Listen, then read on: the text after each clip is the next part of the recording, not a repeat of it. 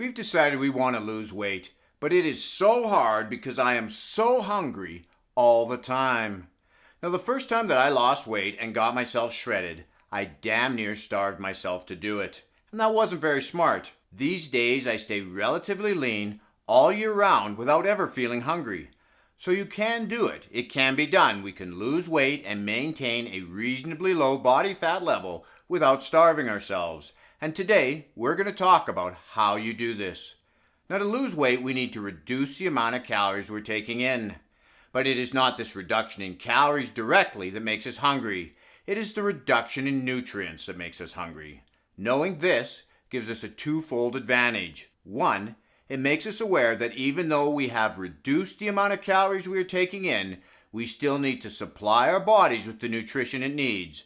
And two, these nutrients react with the body to signal certain hormones that help us feel full. The best ways we can make sure we're not denying ourselves of the nutrition our bodies need is first and foremost not to cut our calories too extreme. And a close second would be whole food eating. Whole natural foods are nutritionally dense and typically low calorie. That doesn't mean we can't treat ourselves occasionally, but eating a diet that contains primarily processed foods, refined carbohydrates, and sugars supplies us with empty calories, and that does nothing to fill our nutritional needs. Now, two nutrients that are known to help us feel full are protein and fiber, and particularly viscous fiber.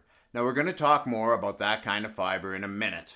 Protein is important when we're trying to lose weight, as it helps us to maintain our lean muscle mass, so we lose body fat and not our hard-earned muscle. But it also helps us to feel full. They believe it does this from a byproduct of digested protein called phenylalanine. This triggers a hormone called glucagon-like peptide 1, and when this hormone is high, it signals to our body that we are full and to stop eating.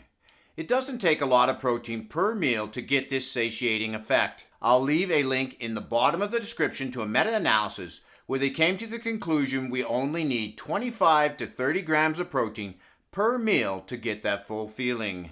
Fiber-rich foods contain a lot of important nutrients like vitamins, minerals, and antioxidants. All fiber is good for us and essential. When it comes to helping us feel full, viscous fiber, which is a soluble fiber, has the edge, and it helps us to feel full in a lot of different ways. Viscous fiber mixes with water to form a gel-like substance in our stomach that slows the release of digested food, helping us feel fuller, longer. This in turn affects our hormones, most notably insulin, which also get released at a much slower rate, again helping us feel full. Foods that are high in viscous fiber are foods like oatmeal, beans, flaxseed, sweet potato, asparagus, and oranges. The daily recommendation for fiber is 30 grams for men and 25 for women. Now, if you haven't had a lot of fiber in your diet, it might not hurt to add it in slowly, as it can take a bit for your body to get used to. Because viscous fiber absorbs water, you will need to increase your water intake as well. Now, I did a video on water and its importance when it comes to losing weight and building muscle, and I'll post a link to that video at the end of this one. When we take a drink, typically we're thinking about satisfying our thirst, not our hunger, which is why it's important to avoid drinking our calories, as these will not register as food and still leave us feeling hungry. Mindfulness plays a big part in our feelings of hunger, not only when we're sitting down at the table to eat, and we should take the time to stop what we're doing to eat, as this will allow us to be fully aware of what we have eaten and to properly chew our food, allowing more time for the fullness signal to reach our brain. When we plan and prepare our food for the week all at once, we spend less overall time thinking about food,